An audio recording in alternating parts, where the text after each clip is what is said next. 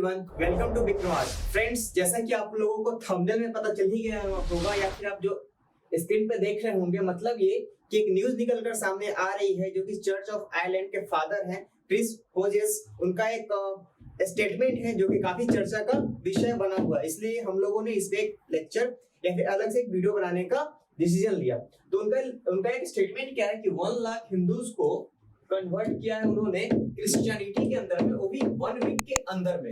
तो मतलब ये काफी ज्यादा चर्चा का विषय बना हुआ है अलग अलग न्यूज़पेपर्स में। तो हमने भी सोचा कि हो सकता है कि यूपीएससी का जो सिलेबस है सोसाइटी या फिर आर्ट एंड कल्चर, उससे रिलेट करके यूपीएससी या फिर अलग अलग स्टेट पीसीएस, क्योंकि आर्ट एंड कल्चर और इन्वायरमेंट अभी के टाइम पे काफी इंपॉर्टेंट सेक्शंस हो गए हैं अलग अलग पीसीएस एग्जामिनेशन के लिए। तो आपको ये बातें जाननी चाहिए कि आखिर हमारे देश में कन्वर्जन का क्या रूल है, हमारे देश में कन्वर्जन की क्या कंडीशन है, या फिर हमारे देश में किस रिलीजन का कितना शेयर है in the term of population. तो चलिए पहले बात स्टार्ट करें, उससे पहले हम जो चर्च ऑफ आयरलैंड के जो फादर हैं उनका स्टेटमेंट देख लेते हैं। तो आइए उनका स्टेटमेंट पहले देखते हैं हम, उन्होंने क्या स्टेटमेंट दिया था।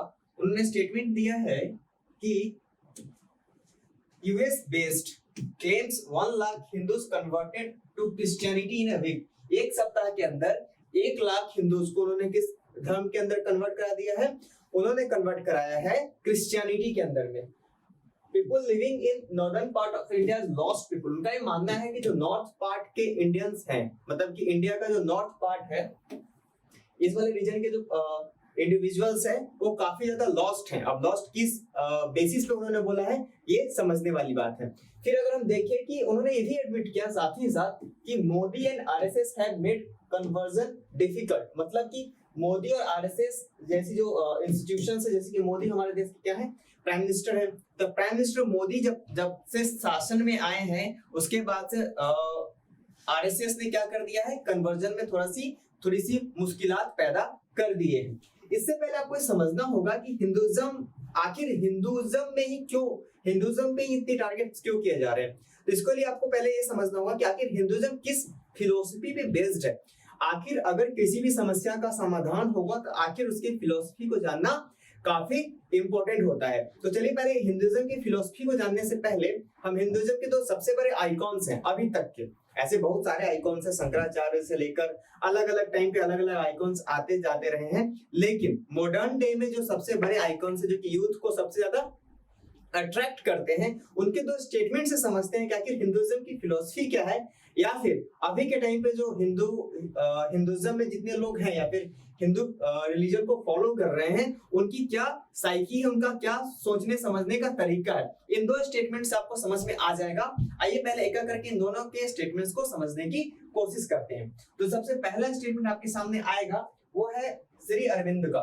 मतलब कि Shri Aurobindo was not only a philosopher, वो एक एजुकेशनिस्ट भी थे, वो एक फ्रीडम फाइटर भी थे, वो एक एक्सट्रीमिस्ट लेवल के फ्रीडम फाइटर हुआ करते थे, वो एक रिफॉर्मर भी थे, वो एक जर्नलिस्ट भी थे, क्योंकि बहुत अलग अलग जर्नल्स उन्होंने पब्लिश किए थे। वो एक इंटरनेशनल लीडर्स भी थे, वो अब्रॉड में भी जाके रहे थे, एनआरआई भी थे। मतलब कि उनकी जो पर्सनालिटी थी काफी ज्यादा मल्टी डायमेंशनल थी। मतलब कि आप किसी एक स्फीयर में, किसी एक एरिना में आप उन्हें बांधकर नहीं रख सकते। तो आइए समझते हैं महर्षि अरविंद ने क्या कहा है, अरविंद घोष ने क्या कहा है हिंदुइज्म के ऊपर। तो बोलते हैं कि द लैंग्वेज ऑफ द वेदा, जैसा कि आपको पता है वेद पे ही हिंदुइज्म 4 वेद हैं, सामवेद, अर्थवेद, यजुर्वेद और सामवेद, अथर्ववेद, यजुर्वेद और ऋग्वेद। इन 4 वेदास पे ही क्या है, जो हिंदुइज्म की जो बिल्डिंग है वो टिकी हुई है। अगर हिंदुइज्म एक बिल्डिंग है तो ये 4 जो वेदास हैं ये इसके पिलर्स हैं। तो ये बोलते हैं कि the language of the Vedas itself shruti, a rhythm not composed by the intellect but heard, a divine word that same vibrating out of the infinite to the inner audience of the man who had previously made himself fit for the impersonal knowledge। मतलब ये कि Hinduism जिस philosophy में believe करती है, एक सिर्फ एक कोट है उनका महर्षि अरविंद का, जो कि मतलब मेरा तो सबसे फेवरेट कोट में से एक है ये वाला कोट, कि आपको इस बात पे फोकस नहीं करना है कि चीजें क्या चल रही हैं। आपको इस बात पे फोकस करना है कि आप अपने अंदर क्या चेंजेस लेकर आ रहे हैं। यानी कि वेदों में भी जो चीजें लिखी गई है वो इस दुनिया से कनेक्टेड नहीं है, इस दुनिया से कहीं दूर की चीजें हैं। तो आप इसे जो भी बोल लें कि हिंदुइज्म जिस फिलोसफी पे बिलीव करती है वो फिलोसफी इस सिर्फ और सिर्फ अर्थ के बारे में नहीं सोचती, वो तो संपूर्ण ब्रह्मांड के बारे में बोलती है कि सारे ब्रह्मांड में भी चीजें जो अलग अलग वाइब्रेट हो रही हैं वो सभी के सभी हमारा कनेक्शन सिर्फ यहाँ के लोगों के साथ ही नहीं होना चाहिए, हमारा कनेक्शन होना चाहिए इस जगत से दूसरे जगत में बैठे हुए लोगों के साथ भी। तो खैर ये स्टेटमेंट है जो कि श्री अरबिंदो ने दी। अब मैं यूथ के सबसे बड़े जो आइकॉन्स है अभी के टाइम पे हिंदुइज्म को लेकर उनका एक स्टेटमेंट आपके सामने रखना चाहता हूँ। जी हाँ, मैं बात कर रहा हूँ स्वामी विवेकानंद जी की। तो स्वामी विवेकानंद जी ने क्या बोला, I am proud to be belong to a religion which has taught the world tolerance and universal acceptance. We believe not only in universal toleration, but we accept all religions as true. मतलब कि हम tolerance, मतलब स्वामी विवेकानंद जी ये बोल रहे हैं कि मुझे गर्व है इस बात का कि मैंने उस धर्म में जन्म लिया है जो कि क्या सिखाता है, हमें टॉलरेंस सिखाता है। मतलब कि आप दूसरे के विचारों, दूसरे की सोच या फिर दूसरे के परसेप्शन पे भी आपको ये कहना होगा कि ठीक है, जो तुम कह रहे हो तुम्हारे अकॉर्डिंग सही हो सकता है, जो मैं कह रहा हूँ मेरे अकॉर्डिंग सही हो सकता है। तो ये बोलते हैं स्वामी विवेकानंद जी कि ये हिंदुइज्म के बेस में है, फाउंडेशन में है। उसी के साथ क्या बोलते हैं कि यूनिवर्सल एक्सेप्टेंस भी, मतलब कि आप किसी को खारिज नहीं कर सकते, आप किसी को ये नहीं कह सकते कि तुम जो बोल रहे हो तो तुम्हारी कोई एग्जिस्टेंस ही नहीं है, जैसे कि और सारे एब्राहमिकल रिलीजन में होता है।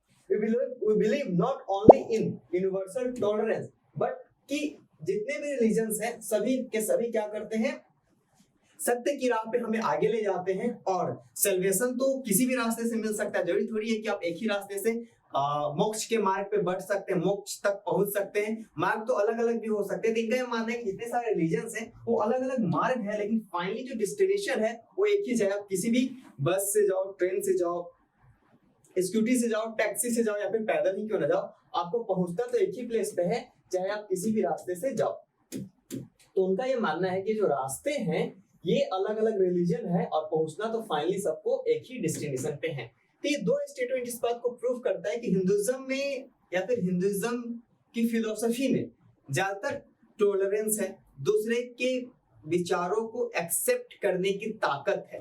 जो भी एक बहुत से जितने भी हाल के दिनों में जितने भी आर्टिकल्स लिखे गए हैं उसमें एक बात बोली गई है कि ये जो एटीट्यूड है ये एटीट्यूड भी रिस्पॉन्सिबल है कन्वर्जन के लिए। अब आइए चलते हैं उस मुद्दे के ऊपर कि आखिर इंडिया इतना सॉफ्ट टारगेट या फिर हिंदुइज्म इतना सॉफ्ट टारगेट कैसे हो गया अभी के टाइम पे। इसको समझने के लिए सबसे पहले हमको ये समझना होगा कि आखिर भारत में, जैसे कि आपको पता होगा कि भारत के फंडामेंटल राइट्स में दिया गया है कि आप अपने रिलीजन को प्रीच कर सकते हैं, लोगों तक पहुंचा सकते हैं अपने रिलीजन को। इसमें आपको मोटा मोटी तौर पे अगर आप देखेंगे इंडिया के अंदर में, तो इंडिया के अंदर में अभी के टाइम पे अगर आप देखें तो कुल मिला के 3 ऐसे रिलीजन है जिनका की डोमिनेंस है। सबसे पहले हिंदुइज्म, उसके बाद इस्लाम और उसके बाद आता है क्रिश्चियनिटी।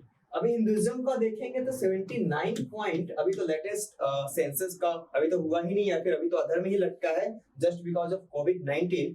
तो 79.14% के आसपास हिंदुइज्म का है यहाँ पे शेयर पॉपुलेशन में। वही मैं बात करूँ इस्लाम की, तो इस्लाम का जो शेयर है वो 14% के आसपास है। वही मैं क्रिश्चियनिटी की बात करूँ तो 1.14 या फिर 1.5% के आसपास इनका रफली इनका कॉन्स्टिट्यूएंट है हमारे इसमें, हमारे 2.4% के आसपास हमारे पॉपुलेशन का शेयर है इनका। वही मैं अगर सिखिज्म की बात करूं तो इनका सिखिज्म 1.5% के आसपास है। और अगर जैनिज्म, बौद्धिज्म अगर मैं इनकी बात करूं तो इन सबको मिला के इनकी जो पॉपुलेशन है लेस देन 1% है। तो ये कॉन्स्टिट्यूएंट है इंडिया का पॉपुलेशन का कि कहाँ पे मतलब किस किस रिलीजन से कितने कितने लोग हैं हमारे कंट्री में। अब आइए समझते हैं एक प्रोसेस के थ्रू कि आखिर क्रिश्चियनिटी का स्प्रेड किस तरफ पे ज्यादा है। तो इंडिया का जो सदर्न पार्ट है यहाँ पे स्टार्टिंग से ही बहुत ज्यादा इन्फ्लुएंस रहा इन लोगों का, बिकॉज कि आपको पता होना चाहिए कि जितने भी यूरोपियंस आते थे इस रास्ते से कैप ऑफ गुड होप से होते हुए, तो इधर ही गोवा, कोचीन, केरला के जो तट होते थे सदर्न स्टेट में ही ज्यादा जाते थे वो लोग, सदर्न पार्ट्स में ही आते थे, क्योंकि उस समुद्री रास्ते से आते, क्योंकि यहाँ पे तो उनका ऑटोमन एम्पायर के साथ झगड़ा होता था, तो इस रूट से वो आ नहीं पाते थे। वो बहुत ही ज्यादा उनसे ड्यूटी वसूलते थे, बहुत ही ज्यादा अपने रास्ते को यूज करने के लिए उनसे चार्जेस ले भी करते थे। तो इधर ही ज्यादा आते थे, उनका इन्फ्लुएंस भी इधर ही रहा है ज्यादातर। और आपको पता होना चाहिए कि जो दुनिया का जो ओल्डेस्ट चर्च है, I think second oldest church या फिर ओल्डेस्ट चर्च, वो कहाँ पे है? गोवा में है। ये भी बहुत ही सिग्निफिकेंस हो जाता है क्रिश्चियनिटी के लिए। वही मैं अगर आपकी बात करूं, आपको बताऊं कि गोवा का जो कल्चर है वो बहुत ज्यादा इन्फ्लुएंस्ड है पुर्तगीज के साथ, क्योंकि 1961 तक तो ये यहाँ पे इनका कॉलोनी था ही गोवा उनका।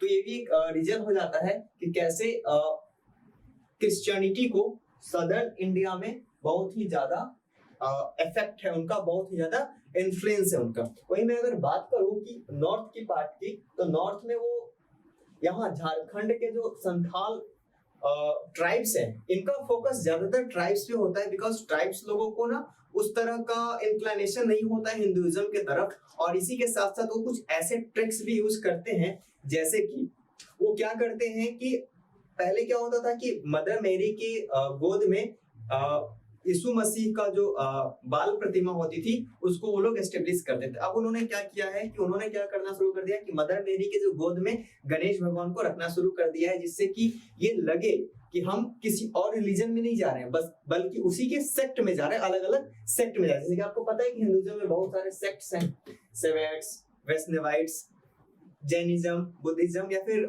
सिखिज्म को भी कुछ लोग हिंदुइज्म का ये पार्ट मानते हैं, सेक्ट मानते हैं। तो ऐसे सिचुएशन में क्या हो जाता है कि भोले भाले ट्राइब्स को अपनी बड़ी बड़ी लक्ष्यदार बातों में फंसाना काफी इजी हो जाता है उनके लिए। अगर वही मैं दूसरी ओर बात करूं कि नॉर्थ इंडिया का एक और रीजन जो कि पंजाब में भी बहुत ज्यादा क्रिश्चियनिटी तेजी से बढ़ रहा है, और उन्होंने कौन से नए नए तरकीब खोज लिया है, जादू दिखाना, जादू मंत्र करना, या फिर आप प्रेयर करोगे तो आपकी किसी भी तरीके की डिजीज है आपको उससे छुटकारा मिल जाएगा। इसी के साथ अगर बात करें कि आखिर कन्वर्जन इतना अभी के टाइम पे चैलेंजिंग क्यों बन गया? कन्वर्जन का चैलेंजिंग इसलिए बन गया है क्योंकि ये स्टेबिलिटी के साथ प्रॉब्लम होता है, स्टेबिलिटी को ये अफेक्ट करता है। उसी के साथ साथ अगर मैं आपसे बात कहूं कि नेशनल सिक्योरिटी को भी क्या करता है? थ्रेट पहुंचाता है। नेशनल सिक्योरिटी को थ्रेट पहुंचाने के साथ साथ ये क्या करता है कि और भी बहुत से ऐसे फॉल्ट लाइंस हैं जिसका इस्तेमाल करके ये लोग हमारे देश के स्टेबिलिटी के लिए खतरा बन चुके हैं। दैनिक भास्कर का एक रिपोर्ट है, आई थिंक अप्रैल के महीने में रिपोर्ट आई थी, उनका ये बोलना था, दैनिक भास्कर की रिपोर्ट में ये बात बोली गई थी, दैनिक भास्कर की रिपोर्ट में बात बोली गई थी कि उत्तर प्रदेश के जो नेपाल से सटा हुआ बॉर्डर है, लाइक लखीमपुर खीरी, वहां पे इस तरह के जो लोग हैं, इस तरह के जो मिशनरीज हैं, वो काफी ज्यादा एक्टिव हैं। और इनका क्या गोल होता है? इनका गोल सिर्फ और सिर्फ अपने रिलीजन को प्रीच करना नहीं होता। मैं एक बात और क्लियर कर दूं कि हमारा इंटेंशन किसी भी रिलीजन के ऊपर कमेंट करने का नहीं है, बस एक फैक्ट के जरिए हम आपके सामने चीजों को रख रहे हैं कि अगर कुछ लोगों को बलगरा कर और बेवकूफ बनाकर ये चीजें करी जा रही हैं तो इसको समझना काफी ज्यादा इंपॉर्टेंट है, क्योंकि सोसाइटी के पॉइंट ऑफ व्यू से ये चीजें समझ लेना जरूरी है। आखिर ये जो चीजें हो रही है, इतनी जो एक्टिविटीज हो रही हैं, इसके पीछे का रीजन क्या है वो समझना भी जरूरी है। तो आखिर ये इस तरह की चीजें हो क्यों रही हमारे देश में? तो क्यों, मैं यहाँ एक क्वेश्चन लिखता हूँ आपके सामने, व्हाई ये कन्वर्जन क्यों हो रहे हैं हमारे कंट्रीज में, और इसके वजह से इसके क्या क्या आफ्टर मैथ्स हैं वो तो हम आगे जानेंगे। पहले ये समझते हैं कि आखिर प्रॉब्लम्स आ क्यों रही हैं। तो सबसे पहला जो है हमारा सोशल लाइफ है। सोशल लाइफ हमारा ऐसा है, या फिर सोशल इश्यूज जो है हमारे कंट्री के सोशल इश्यू, वो भी रिस्पॉन्सिबल है कन्वर्जन के लिए। जस्ट बिकॉज ऑफ कि हमारा जो हिंदुइज्म है ये बहुत सारे सेक्ट्स में डिवाइडेड है। इस सेक्ट्स में बहुत सारे मेल प्रैक्टिसेस हैं जो कि फॉलो करे जाते हैं, जैसे कि जो सबसे बड़ा जो मेल प्रैक्टिस है वो क्या है, अनटचेबिलिटी। हालांकि आर्टिकल 17 के तहत अनटचेबिलिटी को इलीगल घोषित कर दिया गया है, लेकिन फिर भी हमारे देश के कई हिस्सों में अनटचेबिलिटी जैसी घटिया प्रैक्टिस फॉलो की जाती है। तो अनटचेबिलिटी भी एक तरह का रीजन है कि क्यों ये चीजें हो रही हैं हमारे देश में। मैं यहाँ पे सेक्ट की जगह पे लिख देता हूँ, क्वेश्चन मार्क डाल देता हूँ यहाँ पे, ताकि आप इजिली कनेक्ट कर पाए मेरी बात से। तो अगर मैं बात करूं कि इसके अलावा और कौन से रीजन हो सकते हैं, तो इसके अलावा एक और रीजन हो सकते हैं कि सब रिलीजन, मतलब ये कि जैसा कि मैं आपको पहले बता रहा था कि ज्यादातर लोगों को समझ में ही नहीं आता है कि तो किसी और रिलीजन में नहीं जा रहे, उनको लगता है कि ऑलरेडी इतने सारे सेक्ट्स हैं, तो इसी में से किसी और सेक्ट का हम पार्ट बनने जा रहे हैं। क्योंकि मैंने आपको बताया कि वो कभी कभी क्या करते हैं कि मदर मैरी को, गणेश भगवान को उनके गोद में रख देते हैं, या फिर कभी कभी क्या करते हैं वो समटाइम्स वो ये करते हैं कि खुद पर्पल या नहीं, पर्पल नहीं, ऑरेंज या फिर सैफरन कलर के कपड़े पहनकर आते हैं, जिससे कि वो प्रतीत हो कि वो कोई हिंदू संत हो या फिर कोई साधु हो। तो उससे एक और बड़ा जो प्रॉब्लम है जो कि इंडियन यूथ फेस कर रहा है अभी के टाइम पे, वो ये है कि बहुत सारे आर्टिकल से इस बात को जिक्र भी किया गया है कि उनको नॉलेज नहीं होता, उनको नॉलेज की कमी होती है अपने रिलीजन के बारे में, और उनको नॉलेज नहीं होता है, जिसकी वजह से वो बरगला जाते हैं और बहकावे में आ जाते हैं। इसी के साथ साथ जो सबसे इम्पोर्टेंट और सबसे महत्वपूर्ण फैक्टर इसमें ये है कि अभी के टाइम पे क्या हो रहा है कि रिलीजन और कन्वर्जन को एक पॉलिटिकल इशू बना दिया गया है हमारे कंट्री में। अब पॉलिटिकल इशू बन जाने की वजह से क्या होता है कि पॉलिटिशियन खुद नहीं चाहते हैं कि ये सारी चीजें खत्म हो, ये सारे जो प्रॉब्लम्स आ रहे हैं उसको खत्म किया जाए। तो सबसे पहले जो पॉलिटिक्स है वो भी एक काफी ज्यादा इंपॉर्टेंट फैक्टर हो जाता है, क्योंकि आपने देखा होगा कि जो साउथ के जो सीएम्स हैं वहां पे ज्यादातर जो स्टेट हैं वो क्रिश्चियनिटी, या फिर नॉर्थ ईस्ट में बहुत से ऐसे स्टेट है, नागालैंड तो पूरी तरीके से क्रिश्चियनिटी में ही है, मतलब कि 90% of the population who follow Christian religion. तो ऐसे सिचुएशन में क्या होता है कि जब पॉलिटिसाइजेशन हो जाता है पॉलिटिक्स का या फिर कन्वर्जन का, तो उन सिचुएशन में हम क्या करते हैं कि चीजों को एक अलग ही ब्लैक एंड व्हाइट मामले में देखते हैं, और ये पॉलिटिशियंस मिलके क्या करते हैं, इस चीज को और ज्यादा बढ़ावा देते हैं, और सिर्फ just because of their vote bank politics. और जो सबसे लास्ट रीजन है इस तरह के कन्वर्जन का, जिसको कि रोका नहीं जा सका है, वो है इकोनॉमिक इशू। इकोनॉमिक इशू भी काफी इंपॉर्टेंट फैक्टर है, जस्ट बिकॉज ऑफ कि ऐसा देखने को मिलता है कि एक तो फंडिंग आ रही है यूरोपियन कंट्रीज से, फंडिंग के साथ साथ जब उनके पास बहुत सारा पैसा होता है तो क्या क्लेम करते हैं कि आप हमारे कॉन्वेंट स्कूल में आइए, आपके बच्चों को हम अपने कॉन्वेंट स्कूल में बहुत ही मिनिमम फी या फिर नहीं बिना फी के ही आपको हम पढ़ाएंगे, इसी के साथ साथ आपको जॉब्स भी दिए जाएंगे, जॉब्स के साथ साथ कुछ ऐसे गिफ्ट्स भी दिए जाते हैं जैसे कि टेलीविजन सेट या फिर कुछ खाने पीने की चीजें भी दी जाती है, जैसे कि बहुत मीम कल्चर में फेमस है राइस बैग वगैरह। तो इस तरह की चीजें प्रोवाइड करी जाती है क्रिश्चियन मिशनरीज के द्वारा, जिसकी वजह से क्या होता है कि वो लोग कन्वर्जन के लिए एक्सेप्ट कर लेते हैं कन्वर्जन को, और कन्वर्जन के लिए राजी हो जाते हैं। तो इकोनॉमिकल इशू भी काफी one of the greatest factor है इन सारे चीजों के लिए। अब हम बात करते हैं कि हमारे देश में लॉ क्या है।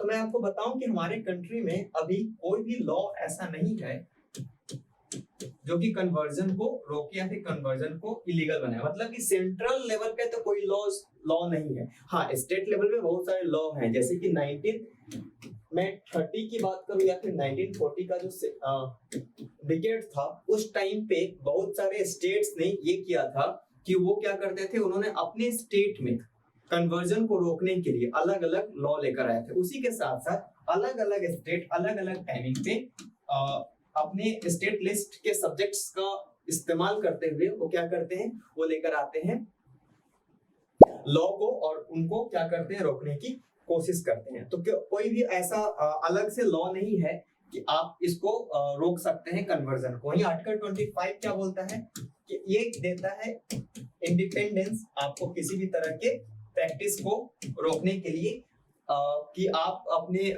रिलीजन को प्रैक्टिस कर सकते हैं फ्री एंड फेयर तरीके से। तो फ्रेंड्स, ये था आज का हमारा लेक्चर, जिसमें कि हम लोगों ने समझा कि किस तरीके से एक फादर है, father of Ireland of church के फादर हैं, जिन्होंने क्लेम किया है कि 1 वीक के अंदर उन्होंने क्या किया है, 1 लाख हिंदूज को क्रिश्चियनिटी के अंदर कन्वर्ट कर दिया है, हिंदुत्व क्रिश्चियनिटी। तो ये इशू था जो कि बहुत दिनों तक अखबार के सुर्खियों में रहा था, तो हम लोगों ने भी सोचा कि आपके समक्ष लाते हैं इस इशू को, और एक इंफॉर्मेशन की तरह आप इसको लीजिए और एक इंफॉर्मेशन की तरह अपने पास रखें, और इसको एग्जाम में जब भी इस तरह के क्वेश्चंस पूछे जाएं या फिर एनेक्डोट्स के जगह पे भी आप इसका इस्तेमाल कर सकते हैं। फ्रेंड्स, ये था आज का हमारा लेक्चर, जिसमें कि हम लोगों ने इस कॉम्प्लेक्स इशू को समझा। अब मिलते हैं ऐसे ही किसी नेक्स्ट लेक्चर में। Thank you very much.